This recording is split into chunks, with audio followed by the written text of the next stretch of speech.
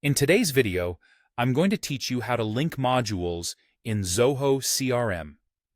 This is a crucial skill for organizing your data in a more relational and efficient way, and I'm here to guide you through it step by step. Let's dive right in.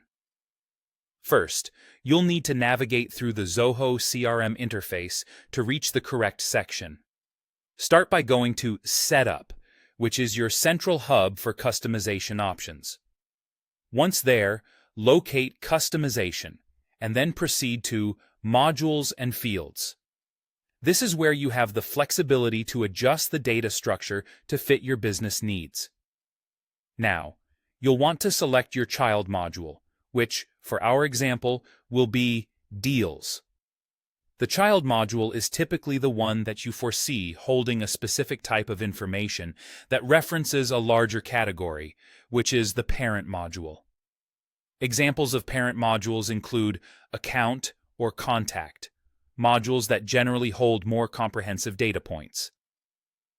Next, you're going to enrich your layout by dragging a lookup field into it. This is a visual process where you can see your interface's structure and modify it according to your requirements.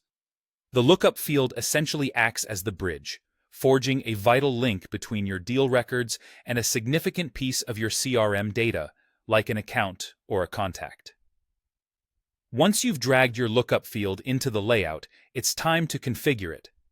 Set it up to relate directly to your chosen parent module, whether that's an account, a contact, or any other comprehensive data container. During this configuration, pay attention to the Related List title. This title is important because it helps you organize and identify the linked lists effortlessly. Choose a name that clearly reflects the type of data and relationship you're establishing.